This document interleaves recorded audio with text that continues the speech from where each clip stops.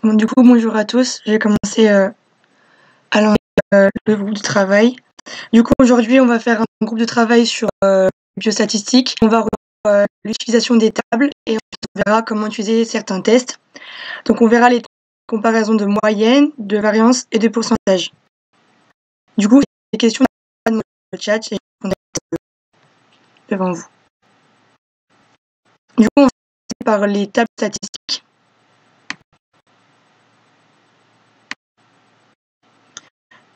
Donc, la première va être la table de poisson. C'est donc une table à double entrée. Donc, que vous voyez là.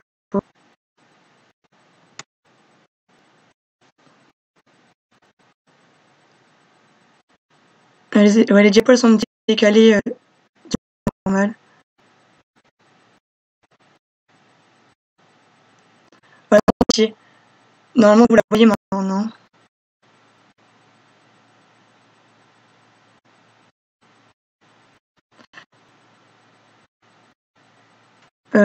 Normalement, bon, donc si ça marche toujours pas, vous me dites.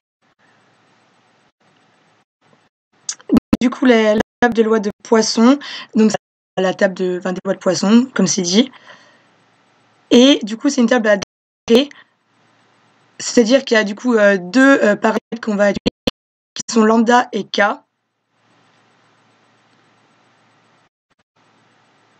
Je peux essayer avec des écouteurs mieux.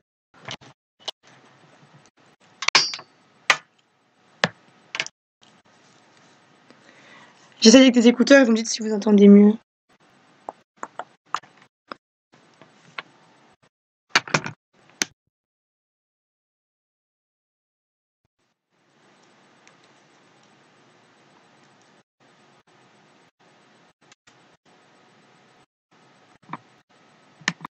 Est-ce que c'est mieux avec les écouteurs ou pas?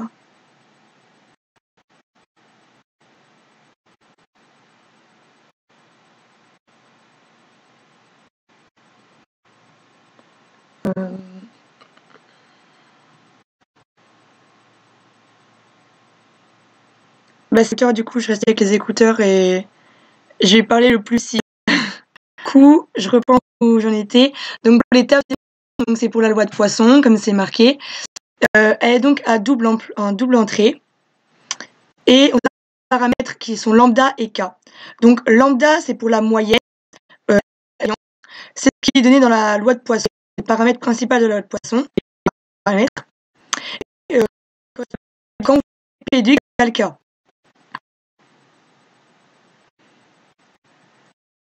Je vais essayer de partager le cours. Ouais, non, bah oui, je suis un peu dessus, mais...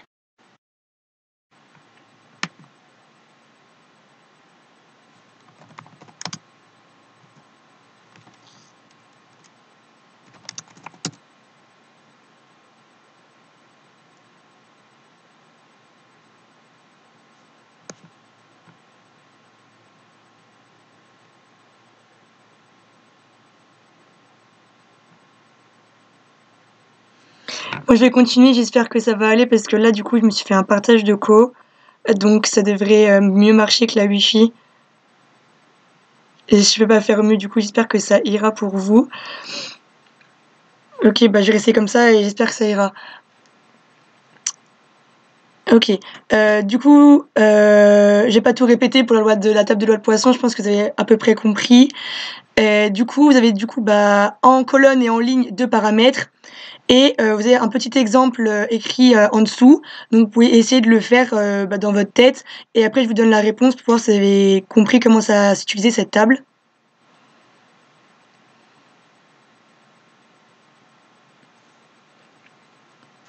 Du coup, normalement, si vous avez bien utilisé la table, vous devez trouver 0,001 en prenant du coup k égale 3 et lambda égale 0,2. Est-ce que pour cette table-là, ça va ou pas pour vous?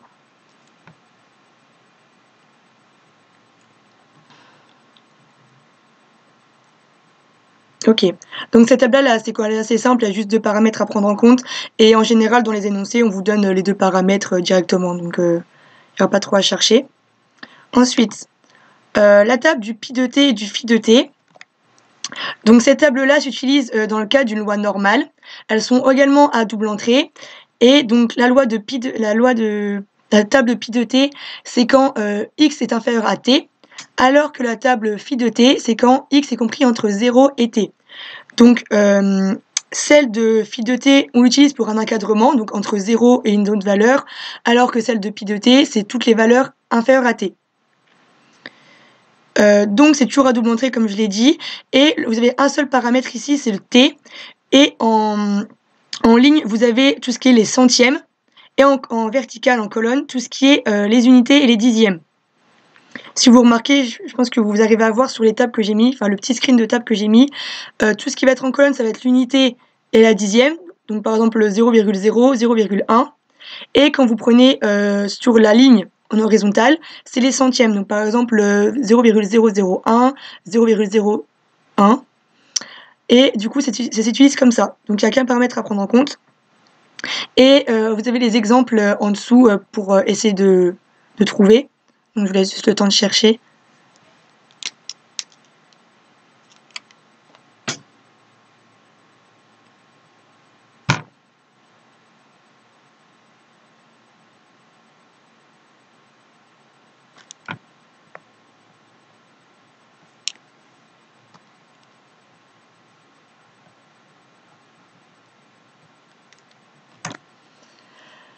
Donc pour le premier, p de x est inférieur à moins 3,08. On est censé trouver 0,001. Donc on prend dans la table au niveau de la ligne, on va prendre le centième qui est égal ici à 8. Et dans la partie de la verticale des colonnes, on va prendre la partie qui est égale ici à moins 3,0. Du coup, ça vous donne bien 0,001. Après, pour l'autre exemple, du coup, x entre 0 et 0,91. Donc, on va directement chercher 0,91 dans cette table. Donc, on va prendre 0,9 dans la partie verticale des colonnes. Et on va prendre 1 dans la partie de la ligne en horizontale qui correspond au centième. Et du coup, pour ça, on va trouver 0,3186. Est-ce que vous trouvez tout ça ou pas?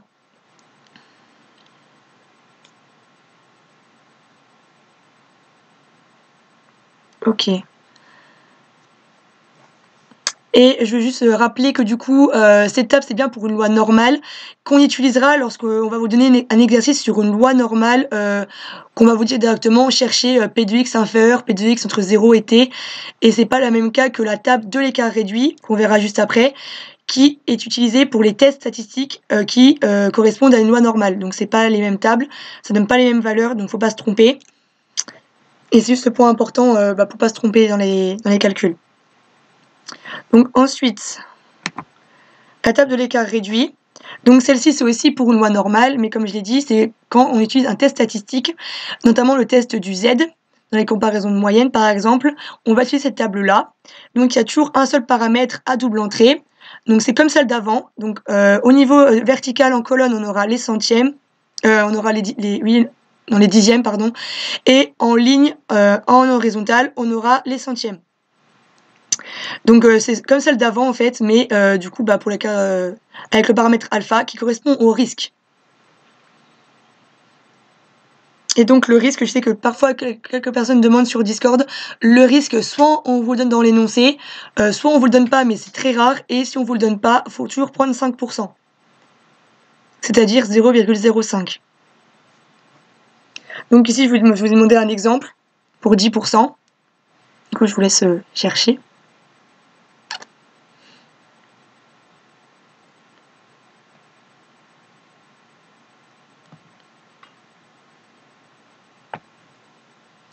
Donc 10%, ça correspond à 0,01.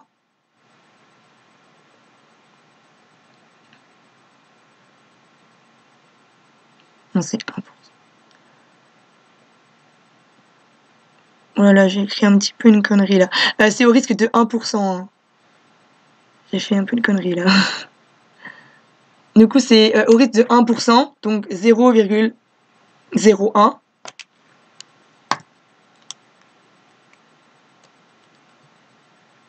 Et normalement, du coup, vous trouvez 1,64. Donc pour 10%, en fait, ça marche aussi pour 10%. Si on prend 0,1, donc pour 10%, ça donne bien 1,64. Et si on prend 1%, du coup, ce sera 0,01 et on aura 2,5. Du coup, j'ai rien dit. Je l'embrouille toute seule. Donc là, c'est bien 1,64.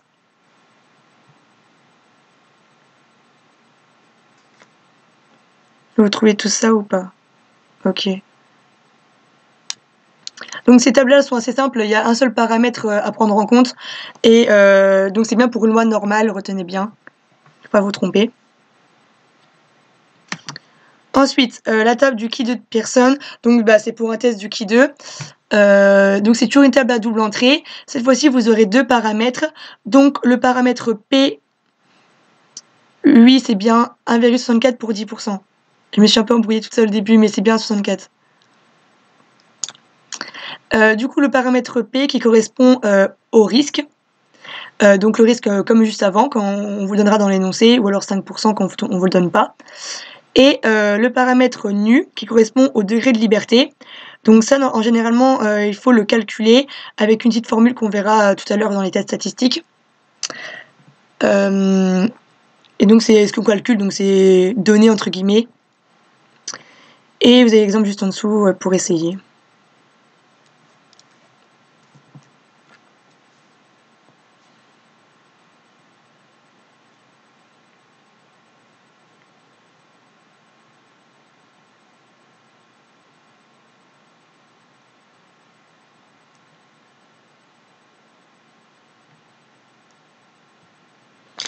Du coup, pour 2 degrés de liberté et un risque de 0,99, on va trouver 0,02.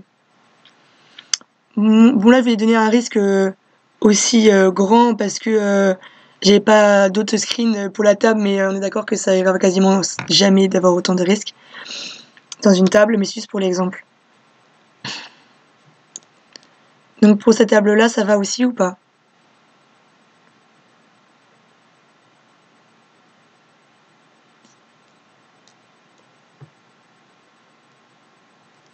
Ok, je vais pas trop vite pour essayer de bien vous expliquer, mais si ça va trop lentement pour vous, vous pouvez me le dire aussi, je peux accélérer, il n'y a pas de problème. Ensuite, donc, on a la table de students. Donc pour les tests de students, c'est toujours une table à double entrée avec deux paramètres. Donc on a alpha qui correspond au risque et l'autre le degré de liberté. Donc là c'est un peu comme la table juste avant, juste pas la même notation en fait, mais ça revient au même. Donc toujours alpha le risque, donc si on vous le donne, on vous le donne, si on ne donne pas c'est 0,05, 5%. Et degré de liberté, du coup il faut généralement le calculer. Mais c'est pas très compliqué, on verra ça juste après. Et donc pour l'exemple, avec un risque de 0,9 et 2 degrés de liberté,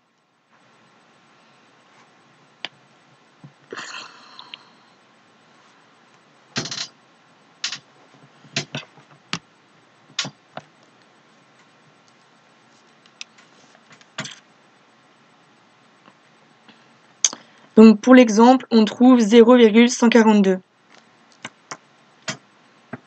C'est bon pour tout le monde, je pense. Vous avez l'air de assez bien réussir pour les tables, en fait, finalement.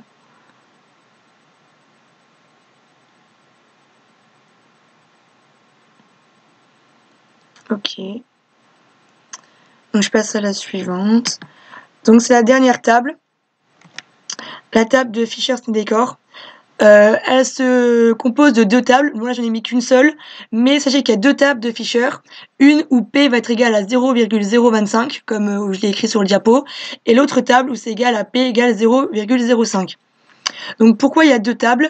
Parce que vous verrez dans la table de Fisher-Stendekor, pour les comparaisons de variance, le risque alpha, on va le diviser par 2. Donc quand on vous donnera un risque de 5%, et qu'on va le diviser par 2, ça donnera 0,025. Donc on prendra la table de Fisher-Stendekor 0,025. Et si on vous donne un risque de 10%, ça vous donnera du coup divisé par 2, 5%. Et donc ça donnera la table de Fisher-Stendekor de 0,05. Donc faut pas se tromper entre les deux tables, parce que du coup celle-ci elle a triple entrée avec le paramètre P. les deux degrés de liberté, 1 et 2.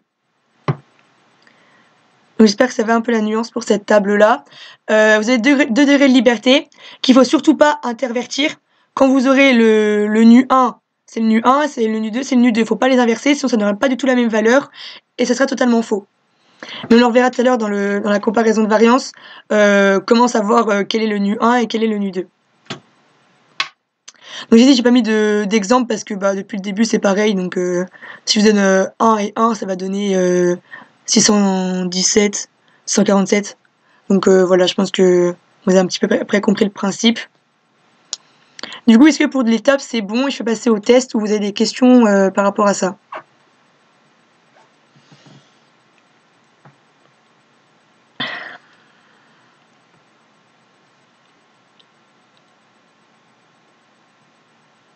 Ok, parfait.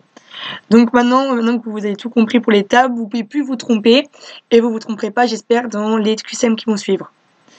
Ensuite, on va passer donc au test statistique. Donc on commence par le test du Qui2, qui est un test qui permet de comparer des distributions. Oui, alors le jour de l'examen, les tables que vous aurez seront exactement les mêmes que celles que vous avez maintenant. Donc vous aurez encore la courbe, le nom, vous aurez tout pareil. Ça sera exactement les mêmes tables.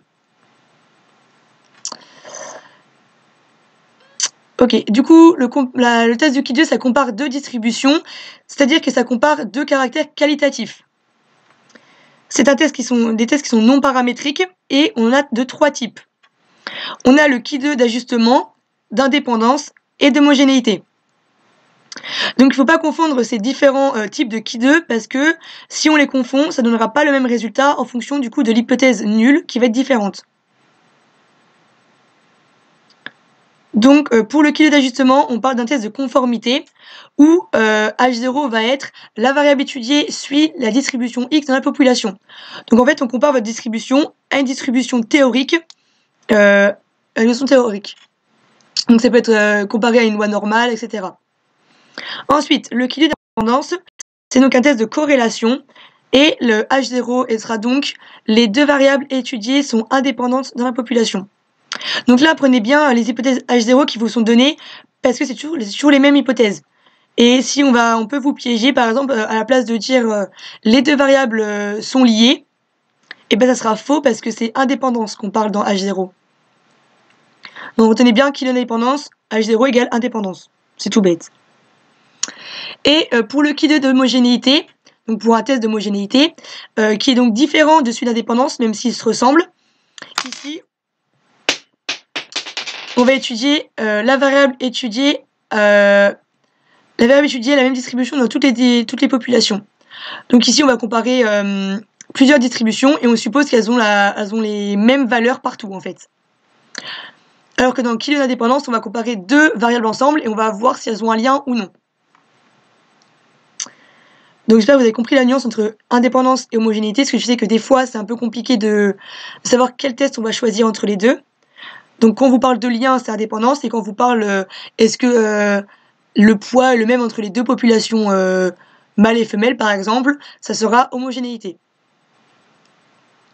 Donc les conditions d'application sont écrites sur la diapo. Donc je vais pas tous les redire à l'oral, c'est dans vos cours normalement. Donc n supérieur à 30, et effectuer des modalités supérieures à 5, etc.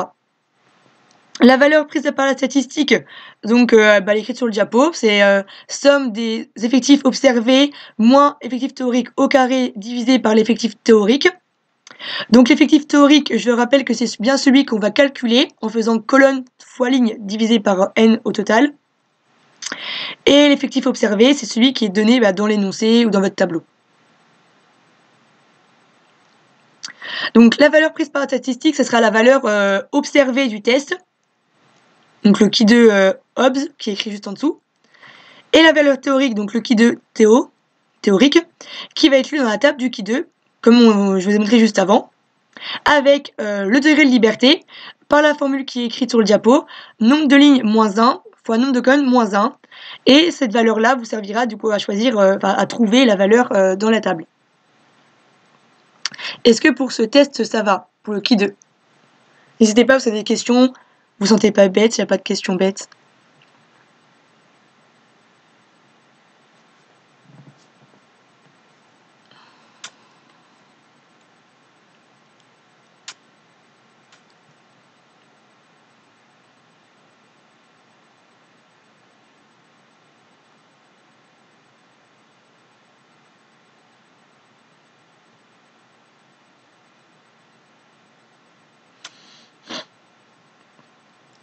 Ok, bah ça n'est pas de questions, je passe au QCM. Donc je vais vous laisser faire le QCM, parce qu'il va falloir calculer, donc ça prend un petit peu de temps. Je vous laisse faire le QCM et après bah, je corrige avec vous. Et si vous avez des questions, bah, vous me demandez. Et voilà. Du coup, je vous laisse, je pense, 3 minutes pour le faire, ça devrait aller normalement.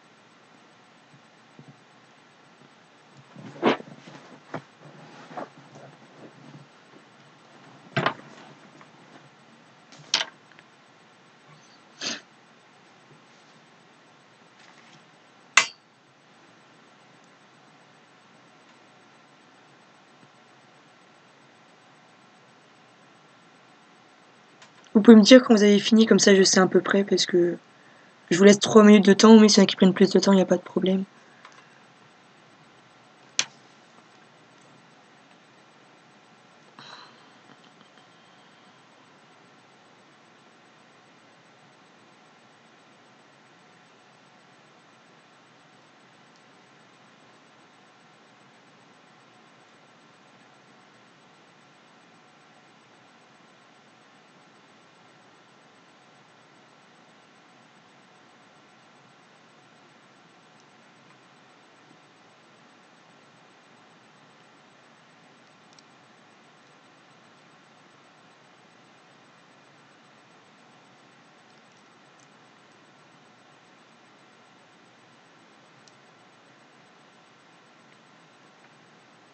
Bon, je pense que vous avez au moins fait les 3 premiers items. Pour l'item A, pour savoir s'il existe un lien entre le poids d'un dinosaure et son régime alimentaire, on peut utiliser un test de student. Donc cet item, si vous avez bien écouté ce que je vous ai dit, donc c'est bien faux. Parce qu'ici bah, c'est marqué, on cherche un lien.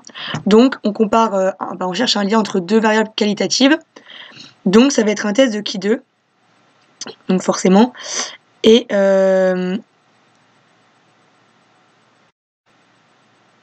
il faut savoir que le test de student, c'est un test de comparaison de moyenne. Donc dans tous les cas, ça sera faux.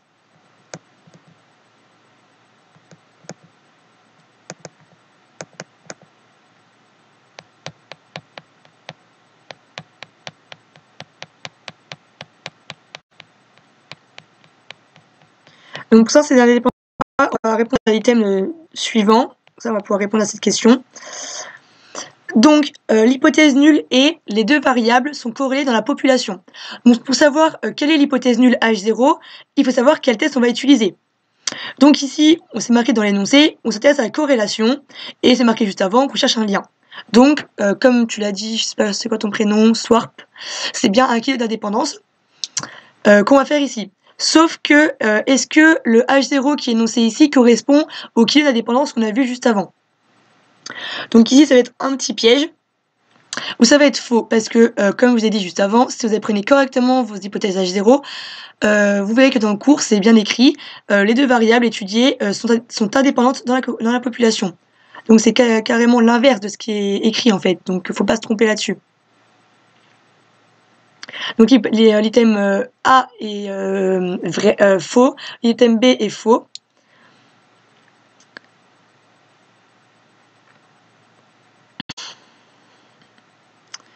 L'item C, l'effectif théorique du nombre de carnivores de moins de 500 kg est de 16.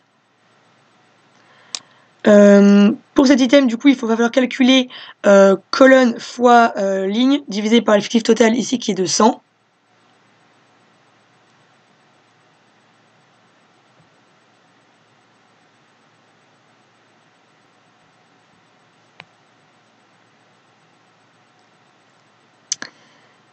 Et du coup, on fait 40 fois 60 divisé par 100. Donc on prend le nombre de carnivores qui est égal à 60 et le nombre de moins de 500 grammes qui est égal à 40. Du coup, on divise par 100 parce que c'est l'effectif total. Et on obtient 24, donc c'est faux. On n'obtient pas 16. Est-ce que c'est bon pour les 3 premiers items ou pas?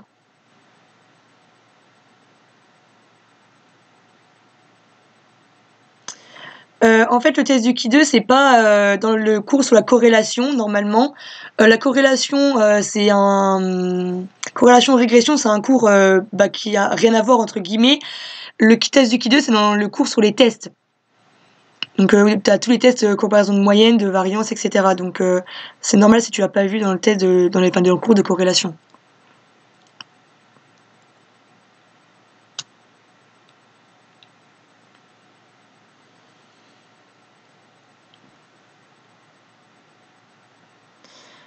Donc, si ça va pour les 3 premiers items, du coup, je fais l'item D. Pour déterminer si le poids et le régime alimentaire des dinosaures sont corrélés à partir de ces données, il faut appliquer la correction de Yates.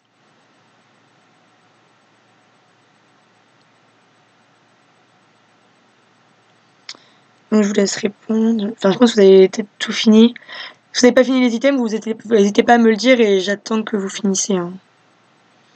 Donc, pour l'item D, ça va être faux. Parce que la correction de Yates s'utilise uniquement quand un des effectifs des modalités est inférieur à 5. Or ici, on voit que tous nos effectifs sont supérieurs à 5, donc il n'y a pas besoin d'utiliser cette correction. Par exemple, si on avait eu un nombre de carnivores de plus de 500 kg qui était égal par exemple à 4, ça aurait été inférieur à 5, donc là il aurait fallu utiliser cette correction. Mais là ce n'est pas nécessaire, donc on ne va pas l'utiliser pour le plaisir. Donc cet item est faux.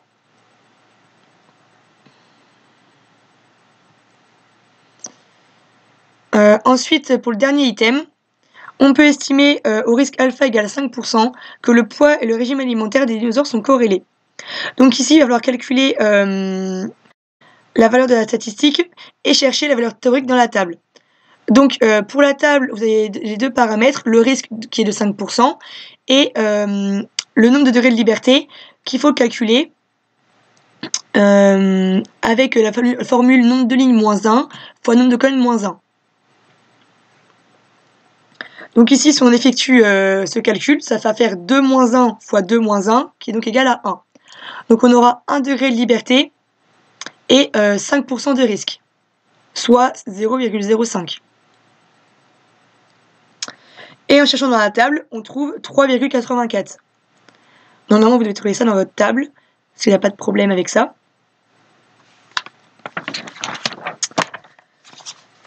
Donc, pourquoi on commence par chercher la valeur théorique?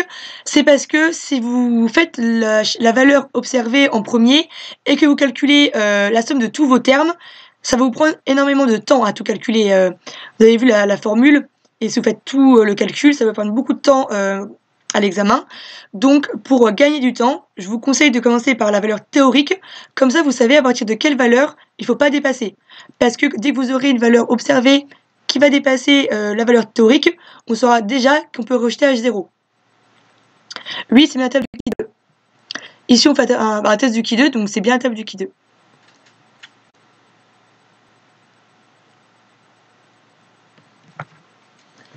Donc, votre Ki 2 théorique, qui est de 3,84. Et on va commencer à calculer du coup le Ki 2 observé avec la formule que je vous ai montrée juste avant. Donc, OI observé, effectif observé moins effectif théorique au carré divisé par le théorique. Donc ici également, pour gagner du temps, comme on a déjà calculé l'effectif théorique pour les carnivores de moins de 500 kg, on va utiliser celui-là avant de calculer les autres. Et vous allez voir que ça va prendre beaucoup, ça va gagner beaucoup de temps, parce que quand on effectue le calcul, donc comme on a trouvé 24 pour le théorique, et qu'en observé on a 10, le calcul va être donc 10 moins 24 au carré, divisé par 24, le théorique. Et quand on effectue ce calcul-là tout seul, sans faire la suite du calcul, parce que normalement on est censé faire tout le calcul, vous allez voir que uniquement ce terme-là va déjà être supérieur à la valeur théorique. Donc au lieu de tout calculer et se rendre compte que du coup c'est supérieur, si le premier est supérieur, c'est que les autres vont être supérieurs aussi en fait. Du coup, je répète pour le calcul, c'est 10 moins 24 au carré divisé par 24. Ensuite, vous calculez ça, donc je vous le fais en rapide, ça va vous donner 196 divisé par 24, qui va donner environ 200 divisé par 25.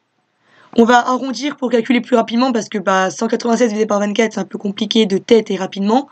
Donc on arrondit à 200 au numérateur et à 25 au dénominateur, et ça va être égal environ à 8. Et vous voyez que cette valeur 8, elle est supérieure à la valeur théorique de 3,84. Donc, on peut déjà conclure que on va rejeter H0. Parce que je vous rappelle que quand votre valeur observée, Ki de observé, est supérieure à Ki de théorique, on rejette H0. Donc, si on rejette H0, on rejette le fait que les valeurs sont indépendantes. Parce que H0 était, les valeurs sont indépendantes. Donc, si on la rejette, c'est qu'elles sont dépendantes. Et donc, elles sont corrélées. Donc, l'item E est vrai.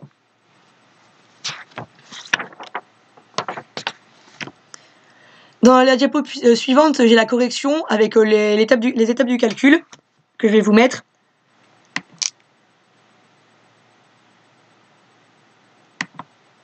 Voilà. Du coup, je vous laisse reprendre si vous voulez. Et si c'était une question, n'hésitez pas. Et si c'est bon pour vous, dites-le moi, comme ça je passe à la suite.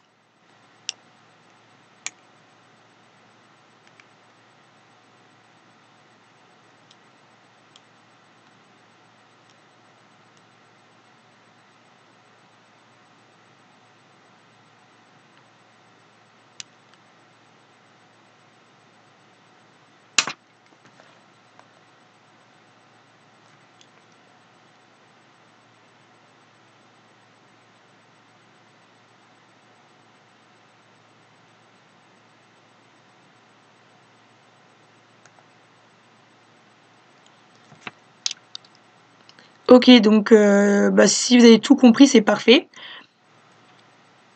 Et comme il n'y en a que deux qui me disent que c'était bon, j'attendrai un petit peu au cas où il y en a d'autres qui n'auraient pas compris. De toute façon, je passe à la suite pour pas prendre trop de temps.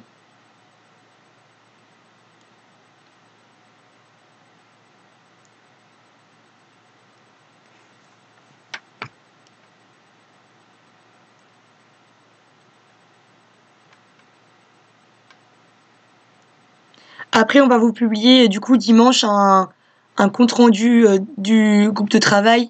Du coup, vous pouvez vous retrouverez ce compte rendu avec tout détaillé si vous n'avez pas eu le temps de bien comprendre, de bien suivre plutôt, vu que je vais un petit peu vite pour pas prendre trop de temps et reprendre tous les calculs tranquillement. Donc si c'est bon, du coup, je passe au suivant.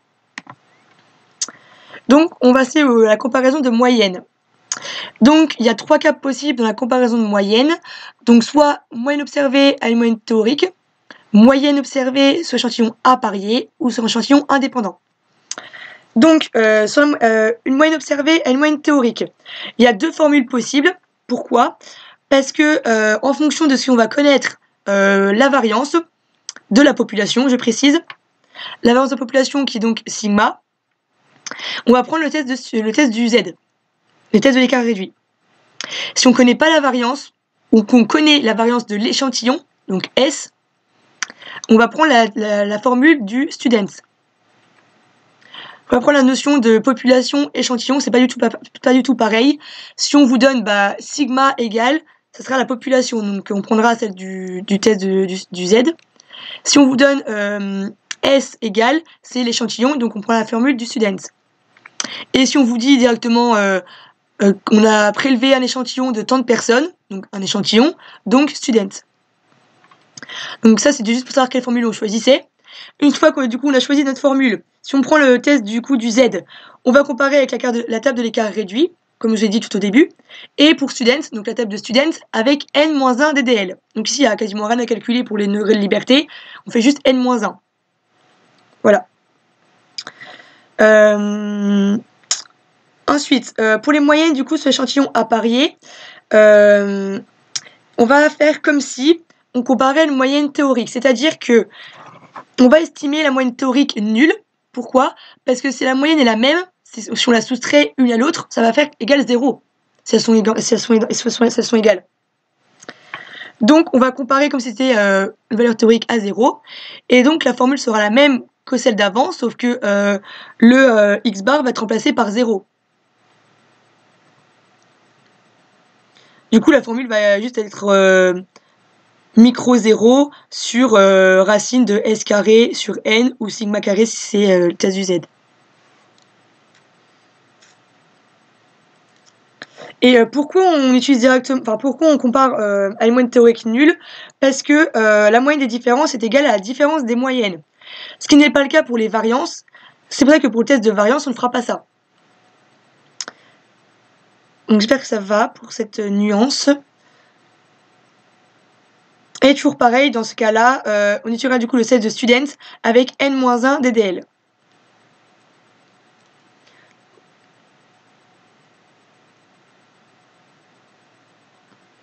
Donc en fait, quand vous aurez un test où on vous parle de avant, après, ce sera typiquement le genre de test où ce sera les échantillons à parier. Si c'est indépendant, on va vous dire une population mâle, une population femelle, indépendante, qui n'ont rien à voir ensemble. Et donc ce sera le test du coup indépendant, qu'on va voir juste après. Donc est-ce que c'est bon pour théorique et échantillon à parier ou pas?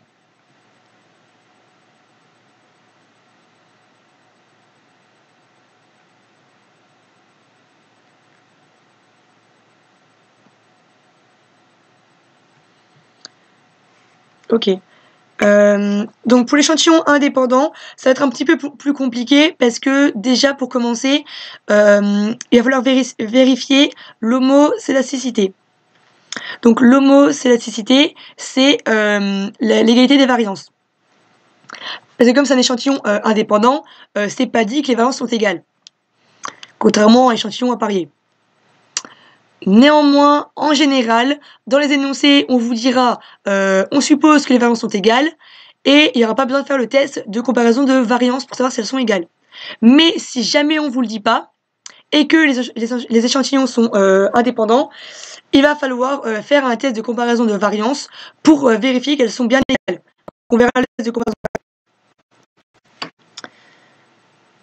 Une fois que l'homocélasticité est vérifiée, on peut commencer le test, qui sera donc un test de student. Et je vous ai mis du coup les formules sur la diapo. Et ici, on rajoute une petite notion, c'est le SC carré. Donc c'est en gros pour avoir une variance commune. Parce que les variances, même si on suppose qu'elles sont égales, c'est pas quelque chose d'absolu. Donc on va utiliser le SC carré. Donc c'est une variance commune, en gros, on appelle ça comme ça. Qu'on utilise, c'est au final la formule d'échantillon indépendant, c'est exactement la même formule, sauf que du coup on a deux populations, donc ça va donner N1 plus N2, vu qu'on aura deux populations, deux échantillons. Et le SC carré, donc qui correspond à la variance commune des échantillons. Donc là, c'est juste des formules à apprendre. Donc une fois que vous avez bien appris et appliqué vos formules, normalement c'est censé aller tout seul. Il n'y a pas trop de compréhension, je pense. Après, vous avez des questions, n'hésitez pas.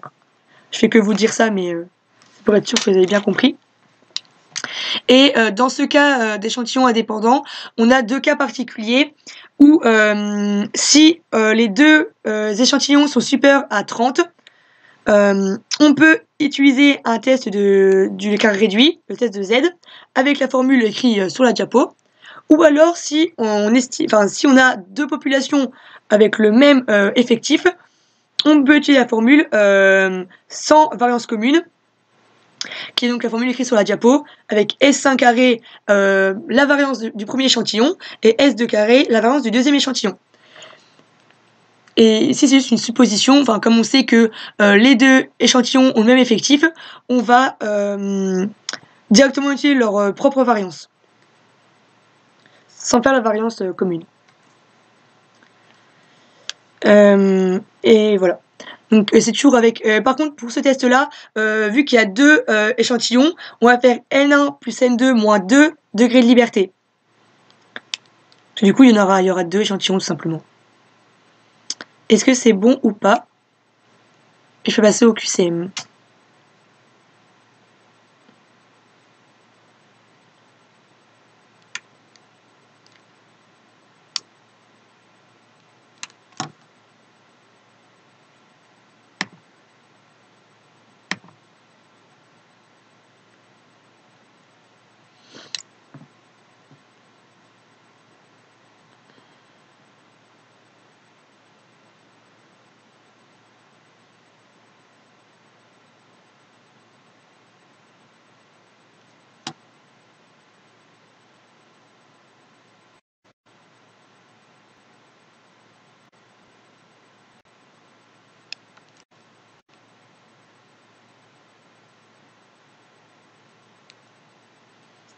Ok, du coup, je vous mets le QCM et je vous laisse répondre au QCM.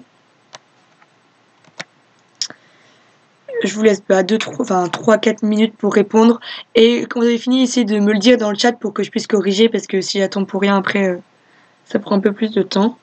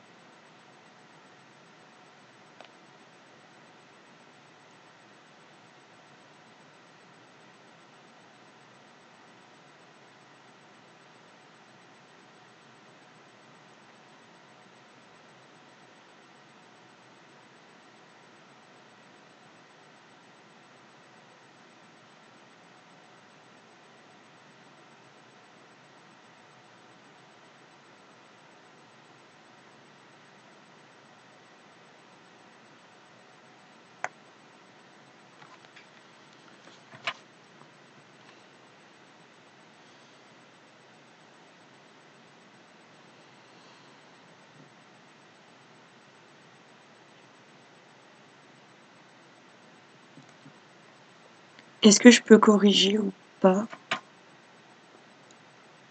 Ok. Alors, pour l'item A, on effectue un test de student sur données appariées. Donc, pour les données appariées, c'est ce que je vous ai dit. Quand vous avez un test sur avant-après, c'est toujours les échantillons appariés. Donc ici, on vous le dit, on consiste à mesurer un score de stress avant et après. Donc forcément, c'est sur données appariées. Après, aussi, il faut regarder ce qu'on va comparer. Donc, on va bien comparer des moyennes. Donc, c'est bien un test de student sur données appariées. Donc, l'item A est vrai. Pour l'item B, pour savoir s'il y a une différence significative entre les résultats avant et après, les séances de yoga, on compare dans le test des deux moyennes respectives entre elles.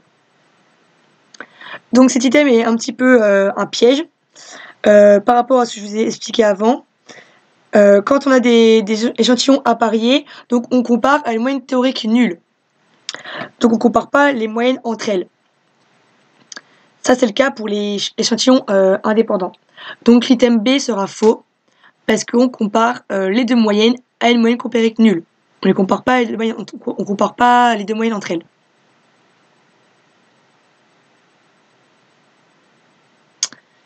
Ok, est-ce que c'est bon pour tout le monde?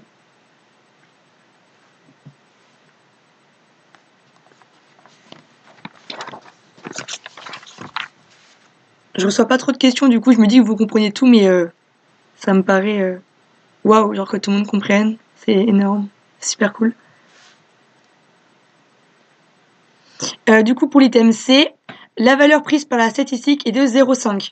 Donc ici il faut calculer avec la formule du comparaison de moyenne sur données à parier. Donc on compare une moyenne théorique nulle. Et comme je vous ai vite fait dit avant, la différence des moyennes est égale à la moyenne des différences. Donc on soustrait les deux moyennes entre elles, moins 0, parce qu'on compare une moyenne théorique nulle. Donc on soustrait 0,85 moins 0,75, moins 0. En gros ça sert à rien, moins 0, mais c'est pour dire que. Parce que là c'est donné en pourcentage, hein, du coup je les ai remis directement en décimale, hein, je pense que vous avez capté. Du coup, on aura 0,85 moins 0,75 sur racine de 1,4 divisé par 35. Donc 1,4 qui est du coup la variance de l'échantillon. Et là, on vous précise bien que c'est directement la variance des différences. Du coup, on vous doit directement dans l'énoncé. Et 35, donc l'effectif des notes de sujet. Pour calculer ça, je reconnais que c'est un petit peu compliqué au niveau du dénominateur. Donc il y a une petite technique. Donc pour le numérateur, ça va donner du coup 0,1. Et au dénominateur, on va multiplier en haut et en bas par 7 en fait. Par 7 en haut et en bas. On va faire 7 fois 0,2 pour 1,4 et on fera 7 fois 5 pour 35. Comme ça, on pourra du coup virer les 7 et obtenir quelque chose de beaucoup plus simple à calculer. Donc on obtiendra racine de 0,2 sur 5, qui sera égal donc à 0,04. Je pense que c'est un peu compliqué d'expliquer les calculs à l'oral. Du coup, juste après, quand il y aura la correction, vous pourrez mieux lire.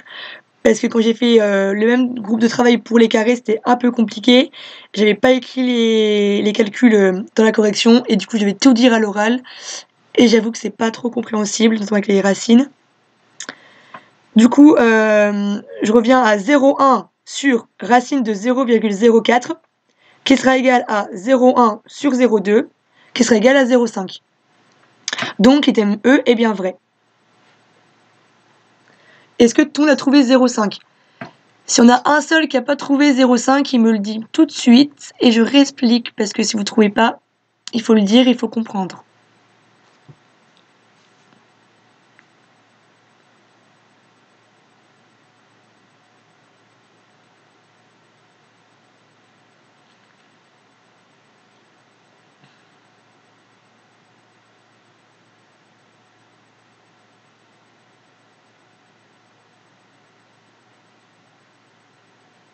Ok, bon, personne ne me dit.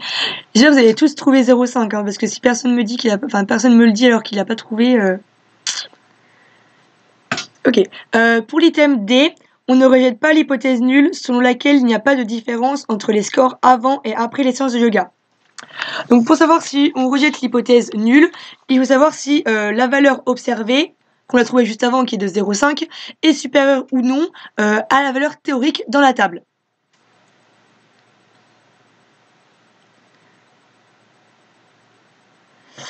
Pour le calcul, au pire, je termine les deux derniers items qui sont pas des calculs, et après je vous donne la correction juste après pour le calcul, et je vous réexplique le calcul si il faut.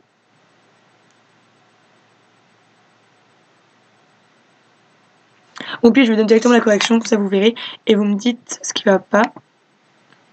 Voilà.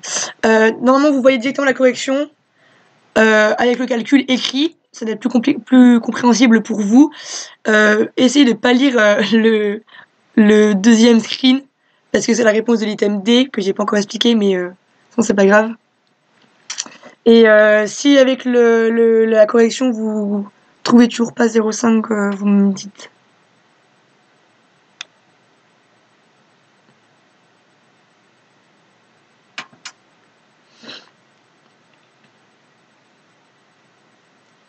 Ok, du coup, l'item D, on compare à la valeur qui est dans la table, comme je l'ai dit, et ici on a des données à parier, donc on va faire n-1 DDL, donc 35 moins 1 qui est égal donc à 34, et comme risque, 5%.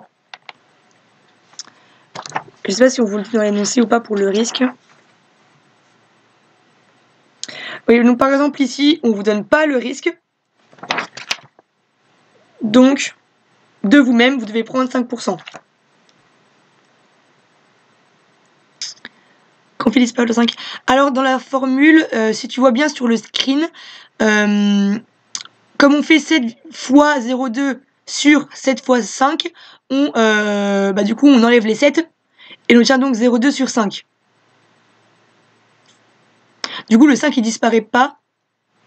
Je sais pas pourquoi tu veux faire disparaître le 5. Là tu obtiens bien 0,2 sur 5 qui est égal à 0,04. Du coup le 5 il disparaît pas. Et dans le calcul on fait disparaître les 7.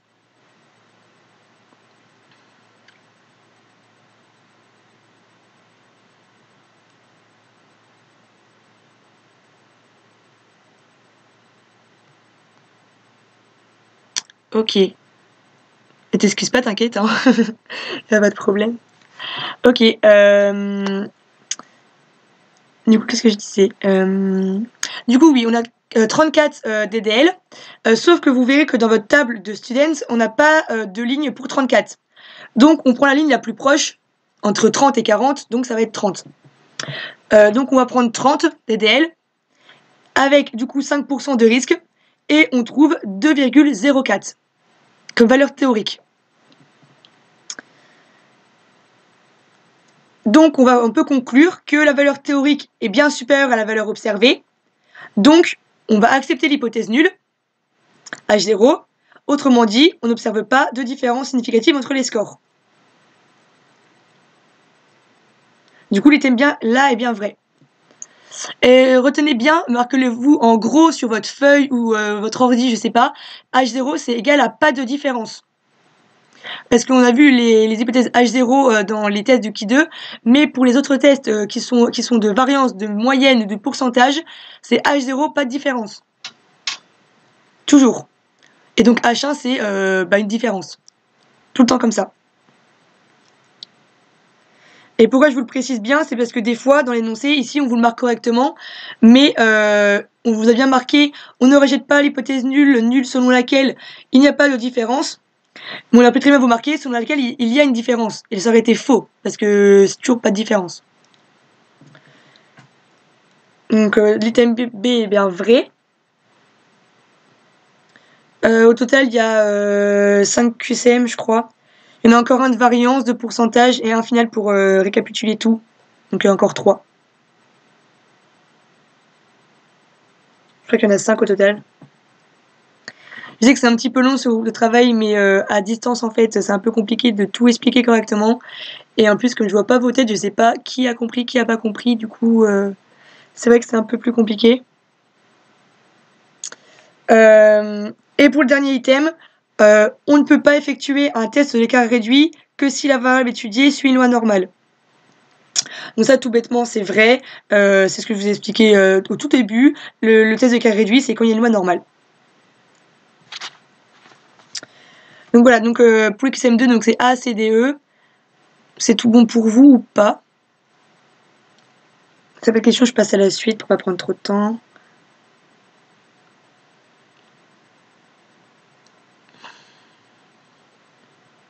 Ok. Donc, avant-dernier test, le test de comparaison de variance. Donc, on compare des variances. Ce qui est bien dans ce test-là, c'est qu'il n'y a qu'un cas possible. Ce sont des échantillons indépendants. Donc, il n'y a que celui-là à retenir, c'est le test de Fisher, qui est un test paramétrique. Et il faut que les séries étudiées suivent une loi normale. Donc ça, on vous le dit dans l'énoncé, tout le temps, voilà. Donc H0, comme je vous ai dit, c'est pas de différence, donc qu'elles sont égales. Et H1, une différence, elles sont pas égales. La valeur prise par la statistique, tout bêtement, c'est S1 carré sur S2 carré. Sauf que ici, c'est un peu le point compliqué du cours. Pour le degré de liberté, pour le QCM d'avant, attends. 34, parce qu'en fait, comme on fait un test sur des données à parier, le nombre de degrés de liberté va être égal à n moins 1.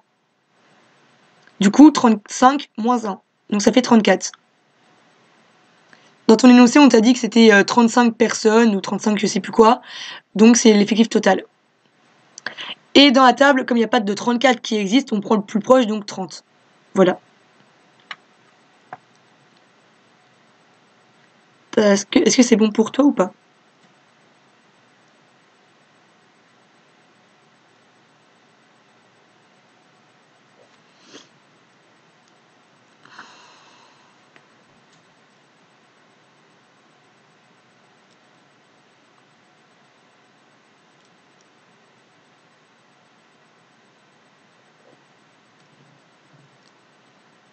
Ok, parfait. Donc je continue pour le test de Fisher. Donc il ne faut pas confondre le S1 carré et sur le S2 carré. Parce que si on inverse les deux, on aura une valeur inférieure à 1 et on veut tout le temps quelque chose qui est supérieur à 1. Donc la valeur de S1 carré sera la variance la plus élevée et en dessous la variance la plus faible.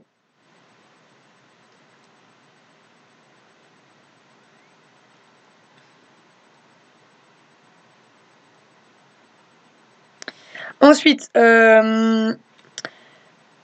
les degrés de liberté, donc c'est toujours N1 moins 1, N2 moins 1, parce que la table du coup de Fisher, on l'a vu juste avant tout à l'heure, qu'il y avait du coup deux degrés de liberté à prendre en compte, le 1 et le 2, à ne pas inverser. Sauf que pour le calculer correctement, par exemple si on prend nu1 égale N1 moins 1, le N1 correspondra à l'échantillon qui aura la plus grande variance, et pas au plus grand échantillon. On parle bien de variance.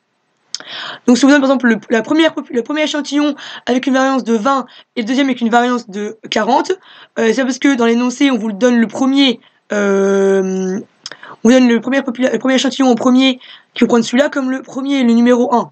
Ça n'a rien à voir, il faut prendre celui qui a la plus grande variance. Et pas plus grand échantillon, pas plus grand effectif. Donc une fois que vous n'avez pas du coup confondu vos deux variances et vos deux degrés de liberté, normalement tout devrait bien se passer.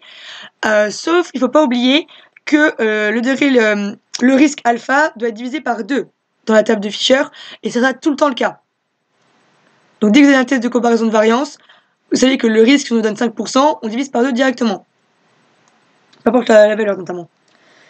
C'est pour ça que si on vous donne 5%, il faudra prendre pas la table où c'est 5%, mais la table où ça sera 0,25%.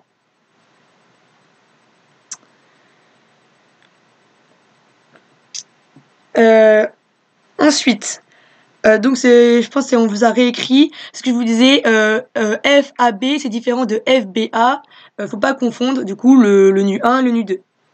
Donc, normalement ça devrait être bon vu qu'on l'a vu tout à l'heure. Et si c'est bon pour vous, bah du coup je passe directement au QCM.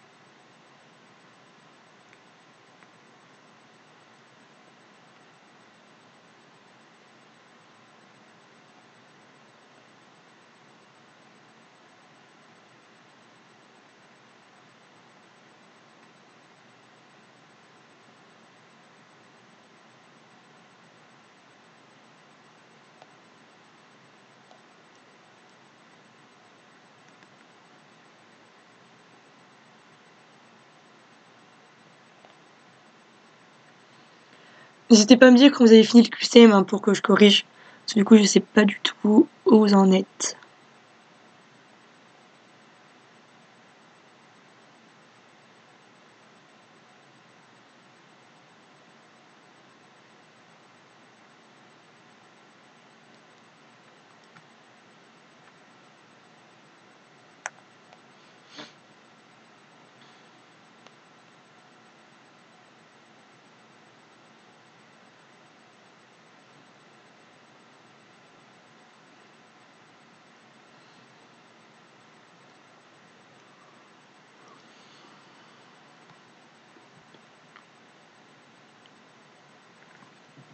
Ok. Du coup, je passe à la correction. Pour l'item A, on peut dans cette situation utiliser un test de Mann-Whitney-Wilcoxon. Donc l'item là est faux. Donc les tests de Mann-Whitney-Wilcoxon et les tests des rangs signés de Wilcoxon, ce sont des tests non paramétriques, je pense que vous le savez, qui sont utilisés pour les comparaisons de moyenne. Et donc, on le verra pas dans ce GDT parce qu'on n'a pas le temps. Et c'est très rare que ça tombe en QCM. Je pense qu'on a déjà dû vous le dire. Je sais qu'ils sont un petit peu compliqués à utiliser, mais ce sont des tests qui tombent très peu au concours. C'est pour cela que on fait jamais de groupe de travail dessus au tutorat. Ou en tout cas, j'ai jamais vu dessus. Je n'ai jamais vu dessus. Mais si il faut réexpliquer, on peut toujours voir ça par Discord, etc. Donc l'item est bien faux parce que ce test-là compare des moyennes et non pas des variances. Ensuite, l'item B, on peut utiliser dans cette situation un test de Fisher. Donc ici on compare des variances, donc c'est vrai, on peut l'utiliser. Donc A faux, B vrai. L'item C, la valeur prise par la statistique correspond à la variance du plus grand effectif divisé par celle du plus petit. Donc ça, vous n'avez pas intérêt à vous avoir trompé, parce que je vais vous expliquer il n'y a même pas 2 secondes. Donc, l'item est bien faux, parce que c'est celui de la plus grande variance au-dessus et la plus petite variance en dessous, et pas l'effectif. J'espère que vous le retenez bien, c'est très important. Il y en a beaucoup qui se trompent là-dessus, alors que c'est une erreur qui peut être évitée, donc ne faites pas cette erreur-là, s'il vous plaît. Et donc l'item est bien faux. Ensuite, item D, au risque alpha égale 0,05, la valeur prise par la table est 1,897. Donc là, j'espère que vous n'êtes pas trompé de table. On prend alpha divisé par 2. Donc on prend la table de Fisher pour P égale 0,025. Donc normalement c'est la première table, si on prend dans l'ordre des tables c'est la première de Fisher normalement. Et il ne faut pas se tromper non plus entre les 2 degrés de liberté. Donc le 1 c'est celui la plus grande variance. Donc si on reprend les deux populations, donc pour les 29 carrés de Bridoux, elle est de 9 la variance, et pour les 27 carrés de Brabois, elle est de 12. Donc vous voyez qu'ici, tout bêtement, l'effectif des carrés de Bridoux est supérieur à celui de Brabois, mais bas sa variance. Du coup, ça serait le piège, c'est le piège idéal pour vous tromper en fait. Et il faut bien prendre la plus grande variance, donc qui est de 12 ici. Donc les variances de 12 correspondent à un effectif de 27, donc le nu1 va être 27 moins 1, donc 26.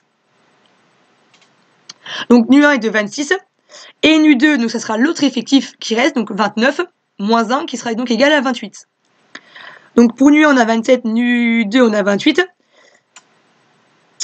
Et dans la table, pour ces deux valeurs-là, on va lire 2,150. Si vous ne trouvez pas ça, c'est que vous êtes trompé dans la prise de la table, ou alors entre nu1 et nu2. Donc j'espère que c'est bon.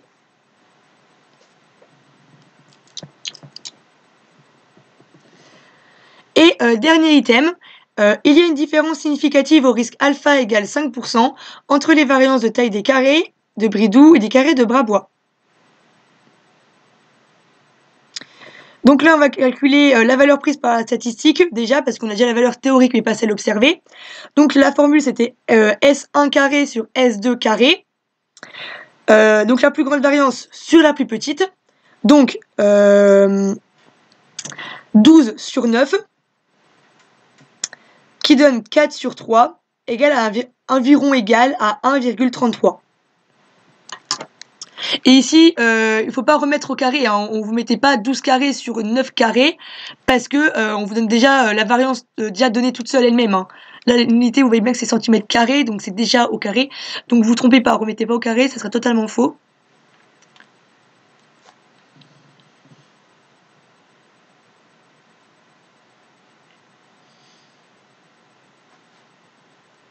Ok, donc c'est égal à 1,33. Et donc on remarque que 1,33 c'est inférieur à 2,150. Donc on va pas rejeter H0. Et donc si on du coup on la rejette pas, donc on l'accepte. Si on accepte H0, c'est qu'il n'y a pas de différence, parce que H0, pas de différence. Donc l'item E est faux parce qu'il n'y a pas de différence, tout simplement. Donc après, il ne nous reste plus qu'un test à voir, c'est le test de comparaison de pourcentage, mon préféré. Donc j'espère que c'est bon pour tous ces tests-là.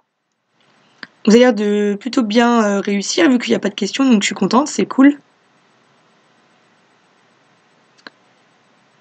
Je vous mets la correction, c'est peut-être mieux. Voilà, je vous mets la correction, et après je passe au dernier test.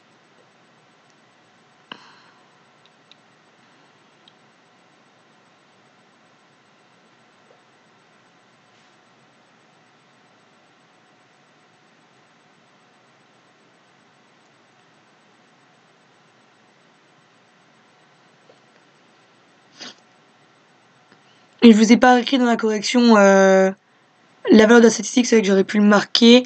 C'est bien 12 sur 9 égale 1,33 environ. J'aurais dû le réécrire. J'ai totalement zappé. Donc c'est bon, si vous n'avez pas de questions, je passe au dernier test. Donc le test de comparaison de pourcentage avec deux cas possibles. Avant que je commence entre les deux cas possibles, je voulais bien rappeler que pour les comparaisons de pourcentage, il y a une petite nuance comparée aux autres tests, parce qu'on peut trouver des tests unilatéraux. Des tests unilatéraux, pardon, c'est mieux. Des tests unilatéraux, ça veut dire quoi? Ça veut dire que H1, l'hypothèse alternative, elle sera pas pourcentage différent de pourcentage 1 différent de pourcentage 2, ça sera pourcentage 1 supérieur ou inférieur au pourcentage 2. Donc on parle d'un test unilatéral quand on fait quelque chose de supérieur ou d'inférieur. Mais si on compare quelque chose du coup qui doit être égal, donc ça sera un test bilatéral comme tous les autres, ça sera la même chose que les autres tests. Et quand on a donc un test unilatéral, on va prendre comme risque 2 fois alpha. Pourquoi 2 fois alpha? Parce qu'on prend un test unilatéral. Donc uni, c'est la moitié du bilatéral, simplement. Et du coup, on va multiplier par 2 pour compenser du coup la perte de l'autre demi, si je peux dire. C'est un peu mal dit, mais c'est ça l'idée.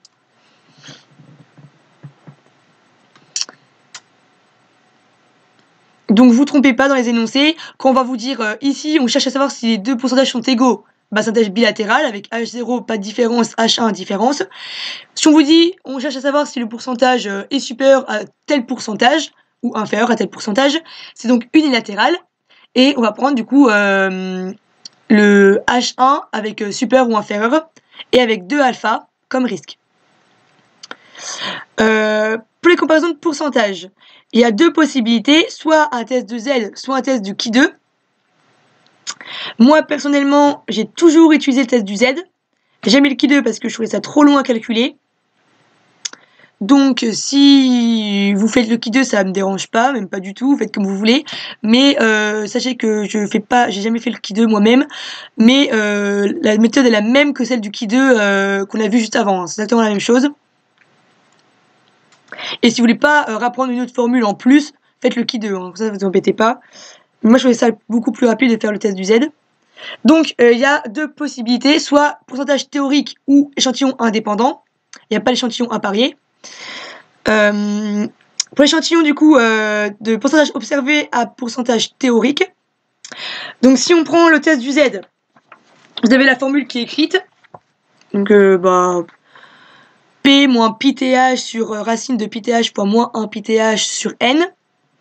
Et celle du Qui2, du coup, c'est un Qui2 de conformité parce que comme on l'a vu tout au début, quand on compare à quelque chose de théorique, c'est un qui2 d'ajustement, donc un test de conformité.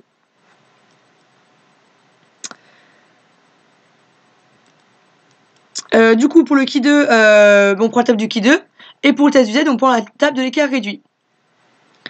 Donc pour le qui2, vous voyez, je vous ai remis la formule comme celle du qui2 de base, en fait c'est exactement la même chose, sauf qu'en général, en fait, ce qui est compliqué, c'est que quand on a un test de comparaison de pourcentage, on vous donnera pas de tableau en général, il faut deviner de soi-même comment faire le tableau, comment ça se met, et c'est un peu compliqué, mais si vous arrivez très bien à vous représenter, vous pouvez très bien faire un tableau et faire le qui2 comme on l'a vu tout à l'heure. Pour le test du Z, du coup, il y a juste à appliquer la formule. Du coup, P, ça correspond au pourcentage de votre échantillon, en fait, et le PTH, donc le pourcentage du théorique, donc de la population en général. Tout simplement. Et pour l'échantillon indépendant, donc c'est la même chose. Il y a toujours le test du Z et le test du coup de qui2. Ce qu'ici, ça sera du coup un qui2 d'homogénéité. Je sais qu'ici c'est marqué conformité, mais c'est une erreur. Et le test du Z, aussi possible, avec une formule qui diffère un tout petit peu, avec P0 qu'on rajoute. C'est un peu le même principe de la variance commune qu'on avait dans le test du student pour les moyennes sur l'échantillon indépendant. Ici, du coup, on va calculer un pourcentage commun, en fait. C'est un peu le même principe. Il faut juste apprendre une formule en plus. Donc là, il y a du coup 2 formules pour un seul calcul. Donc c'est sûr que c'est un peu plus compliqué si c'est compliqué pour vous d'apprendre beaucoup de formules. Ça a été aussi pour moi, mais cette technique du test du Z a beaucoup marché pour moi. Du coup, je vous la recommande parce que les tableaux, moi perso, je me perdais tout le temps. Je préférais faire le test du Z directement. Donc les formules sont écrites, hein, je vais pas vous les redire. Et pour le test du Z, du coup, c'est toujours la table de l'écart réduit et le qui2, la table du qui2. Voilà. Et directement là, on va prendre qui2 à 1 degré de liberté, quel que soit le test, théorique ou indépendant, parce que vous aurez toujours deux lignes de colonnes en fait, parce que vous aurez un observé, un théorique, vous n'aurez pas d'autres pourcentages en fait, vous n'aurez pas 3 pourcentages à comparer. Donc ça sera toujours un DDL. Donc voilà. Ou prendre le temps de calculer pour rien 2 moins 1 fois 2 moins 1 égale à 1, enfin voilà quoi. Juste pour aller plus vite. Donc après je vais vous mettre du coup le QCM. Vous pouvez faire la méthode que vous préférez entre les deux, mais sachez que moi j'ai juste corrigé celle du Z. Du coup voilà. Mais si vous faites celle du qui2 du qui2, ça pose aucun problème parce que les deux valeurs en fait se rejoignent. Si vous faites le qui2, vous devez trouver la même valeur du Z au carré en fait. La valeur que vous avez pour le test du Z au carré donnera celle du qui2. Donc c'est pour ça que ça, si dans un énoncé, vous faites une méthode, que vous trouvez du coup un résultat, et quelqu'un vous demande qui2 égale, alors vous avez fait la test du Z, vous avez juste à faire au carré en fait. Vous n'avez pas tout recommencer avec le test du qui2. Parce que ça arrive quelquefois qu'on vous demande la valeur du Z et celle du qui2, mais il y a juste à transverser en fait. Il n'y a pas besoin de faire les deux calculs et prendre 3 heures à faire les deux calculs. Hein. Donc je vous laisse avec le QCM de comparaison de pourcentage et j'insiste un peu beaucoup sur ce test parce que je sais que les étudiants n'aiment pas ce genre de test, que en général tout le monde met tout faux et j'en rigole un peu sur les réseaux mais sachez que ce test il est pas compliqué donc si vous prenez le temps de comprendre je pense que c'est facile, bon c'est facile à dire forcément mais une fois que vous avez compris ça va bien se passer et si vous avez compris, en fait, ça va faire la moitié du travail. En fait, vous n'avez plus qu'à appliquer vos formules bêtement. Donc, je vous laisse faire le QCM et vous dites quand vous avez fini.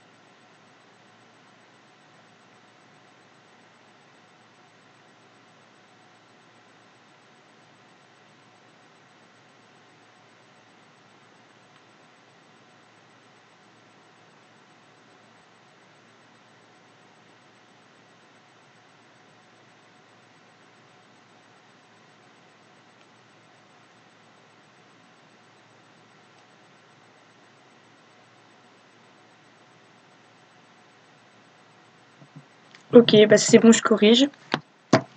Alors,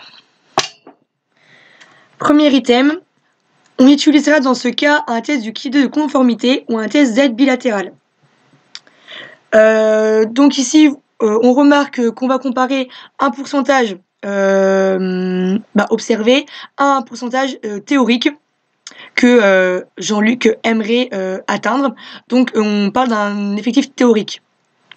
Donc comme on compare un effectif théorique, un pourcentage théorique, pardon, c'est bien un Q de conformité, ça c'est vrai. Par contre, on cherche à savoir la supériorité. Donc ça va être un test unilatéral, comme je disais juste avant. Donc l'item est faux. Normalement c'est bon ça, j'espère que vous n'êtes pas trompé. Item B, les tests du Q2 de conformité et le test Z sont des tests équivalents pour comparer les pourcentages. Donc ça c'est totalement vrai, ce que je vous dis juste avant. On peut passer de l'un à l'autre juste en mettant au carré la valeur qu'on a obtenue avec le test du Z ou racine carrée du Q2, ça revient au même. Ensuite, la valeur prise par la statistique est d'environ 4,5. Donc là, c'est encore un calcul un peu compliqué avec des racines, etc. Donc je vais vous mettre le corrigé, je pense. Du coup, je corrige uniquement pour le test Z, mais si vous avez fait la test du Q2, vous devez avoir le même résultat normalement. Hein. Si vous n'avez pas le même résultat, c'est que vous êtes trompé quelque part. Donc je vais les corriger directement, vous verrez les réponses pour les autres items, mais c'est pas grave. Je les ferai quand même à l'oral.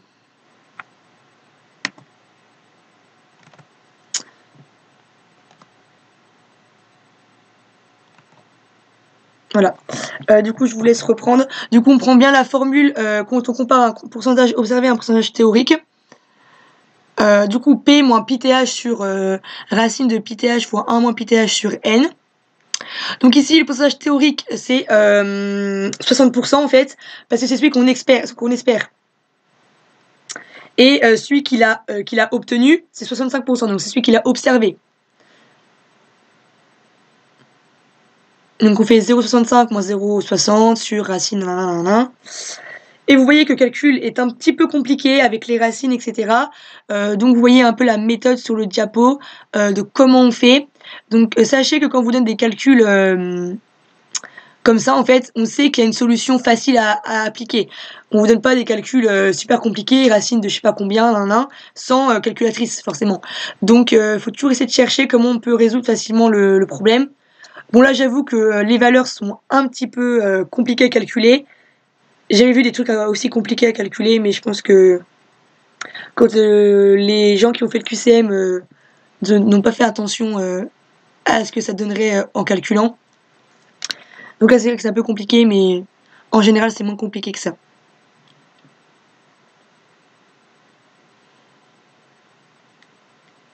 Donc normalement vous trouvez bien 4,5, donc l'item C est bien vrai.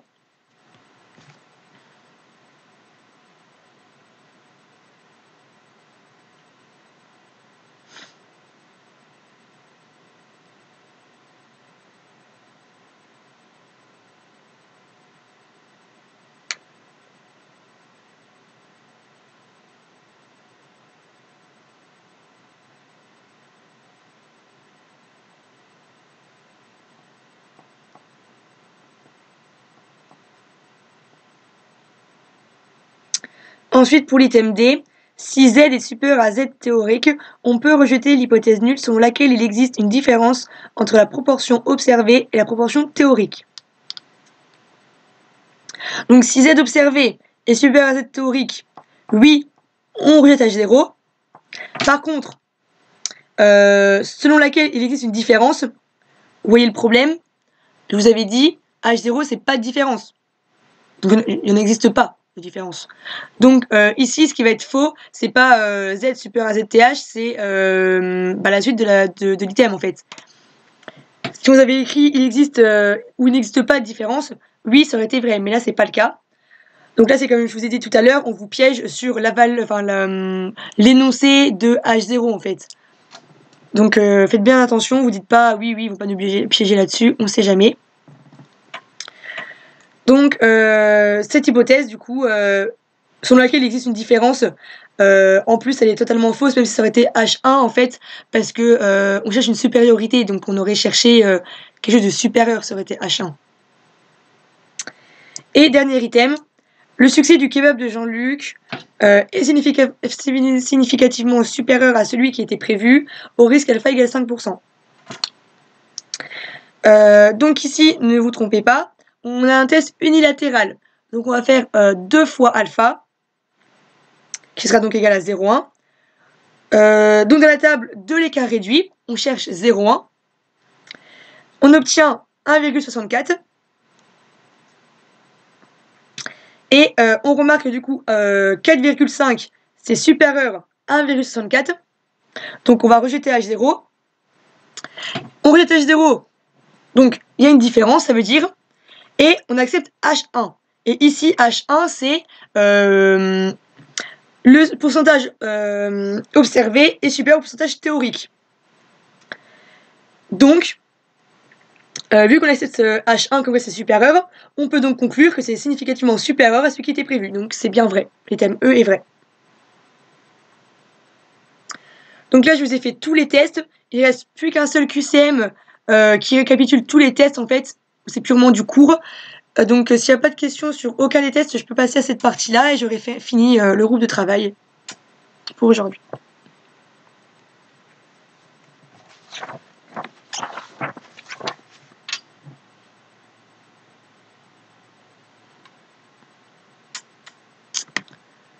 Donc ici, vous avez un petit récapitulatif des tests. Donc, je refais vite fait la conclusion. Donc, quand on compare des distributions, c'est-à-dire deux paramètres qualitatifs entre eux, ça va être un test du Qui2, qui peut être soit de conformité, de corrélation, d'homogénéité. Ce sont les tests non paramétriques. Comparaison de moyenne. Donc, il y a deux possibilités. Paramétrique, non paramétrique. Les non paramétriques, c'est ceux qu'on n'a pas vu aujourd'hui, qui sont les tests de Mann-Wilcoxon et des Rancine et de Wilcoxon. Et les tests paramétriques, soit moyenne observée à moyenne théorique, deux moyennes sur l'échantillon à parier ou indépendant. En fonction de si on connaît la variance dans la population, donc sigma, on prendra un test du Z. Si on ne connaît pas la variance dans la population ou qu'on connaît celle de l'échantillon, on prendra le test du student, le test T. La variance, donc c'est uniquement un test paramétrique avec un seul test possible, le test de Fisher, où on compare des variances sur l'échantillon indépendant. À ne pas vous tromper entre la plus grande variance et la plus petite, et non pas l'effectif. Et n'oubliez pas non plus de faire alpha divisé par 2, dans le test de Fisher. Et le dernier test de comparaison de pourcentage. 3 cas possibles, mais on n'a pas détaillé celui qui est indépendant. À parier, je veux dire. Parce que je crois qu'on vous voyait pas en passe. Du coup, pourcentage observé à pourcentage théorique ou à échantillon indépendant. Deux tests possibles du Qui2 ou du Z, où les deux tests sont équivalents.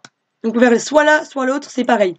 Par contre, c'est pas le cas dans les comparaisons de moyenne. Entre test Z et de student, c'est pas du tout la même chose. Donc faut pas se tromper dans ce test-là. Voilà, du coup après il vous reste plus qu'un QCM, pour voir si vous avez bien compris.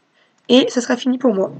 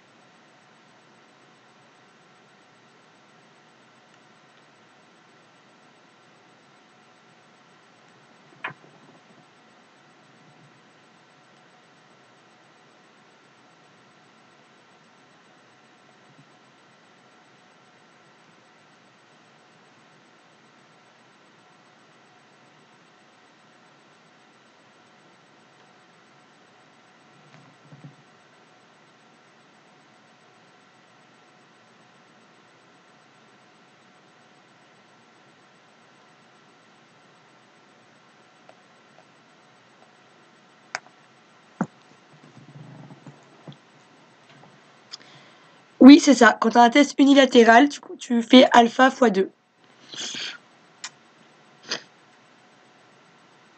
Donc c'était le cas dans le QCM juste avant, où on avait un test du coup de supériorité, donc unilatéral, et donc c'est ça qu'on a fait 2 fois alpha.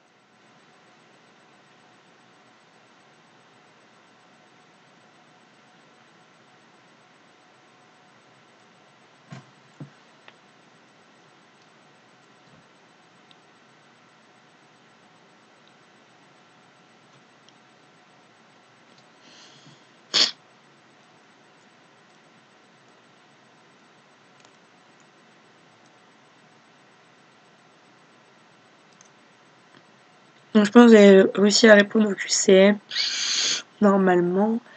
Là c'est que du cours, pur et dur. Le genre de questions où vous n'avez pas le droit d'avoir faux à l'examen ni au col, parce que là c'est purement du cours, donc vous ne pouvez pas vous tromper. Donc l'item A, le test du Ki2 est un test paramétrique. Ça du coup c'est du cours, c'est totalement faux. Je vous l'ai redit juste avant, c'est un test non paramétrique. Et d'ailleurs je rappelle que quand c'est un test paramétrique, ça veut dire que ça doit suivre une loi. Quand c'est non paramétrique, ça ne nécessite pas de suivre une loi. Si vous ne savez pas c'était quoi la différence entre les deux, ça c'est dit. L'item B, le test des rangs signés de Wilcoxon sert à comparer des moyennes observées sur échantillons indépendants. Bon ça on l'a pas vraiment vu aujourd'hui, mais ça peut très bien tomber sous forme du coup de cours comme ça en fait, sans forcément nous donner un calcul là-dessus. Donc il faut quand même savoir lequel est apparié, lequel est indépendant, lequel échantillon apparié, lequel est échantillon indépendant, parce qu'il y a 2 tests. Donc l'état est faux, ça compare bien des moyennes, mais c'est sur l'échantillon apparié.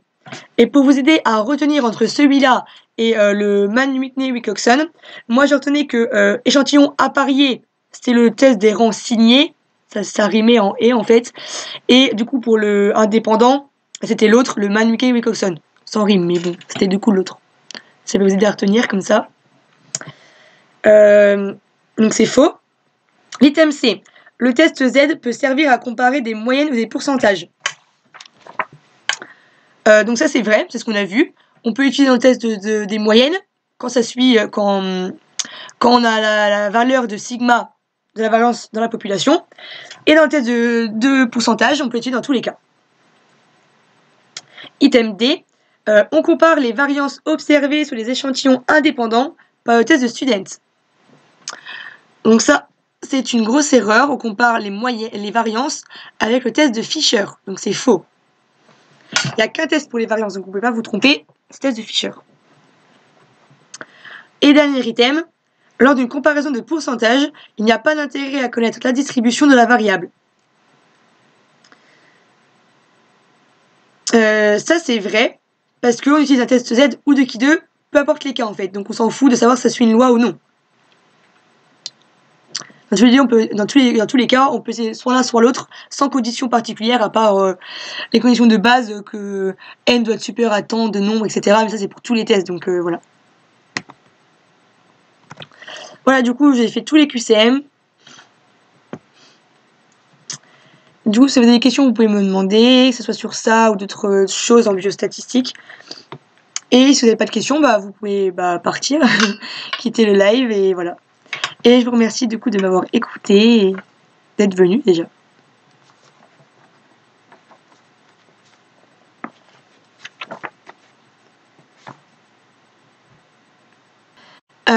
Mon moyen mémotechnique, en fait, les tests de comparaison de moyenne non paramétriques, qui sont le test du Rancigné de Wilcoxon et de Mann-Whitney-Wilcoxon, il y en a un, c'est pour échantillon apparié, l'autre, c'est pour l'échantillon indépendant. Et pour celui du coup des Rancignés, c'est pour l'échantillon apparié, ça rime en et. Et le test de Mann-Whitney-Wilcoxon, c'est pour l'échantillon indépendant. Pas de rime.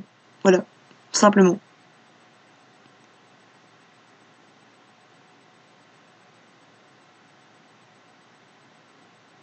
Pas de rien, j'espère que vous allez tous réussir vos cols maintenant en UE6 avec les tests.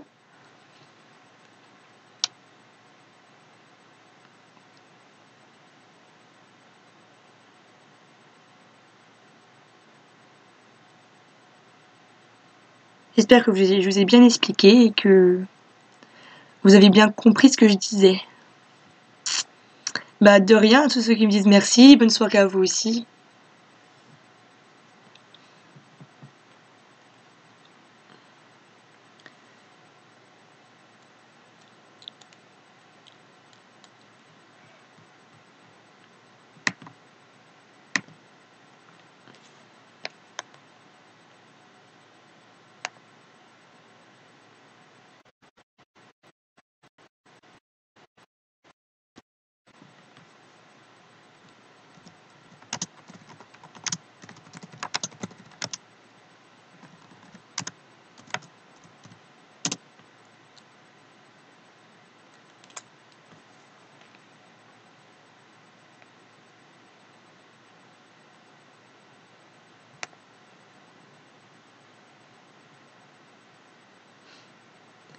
J'attends que vous partiez tous pour arrêter le live parce qu'au cas où il y en a un qui veut poser une question et que je coupe, ce serait un petit peu bête.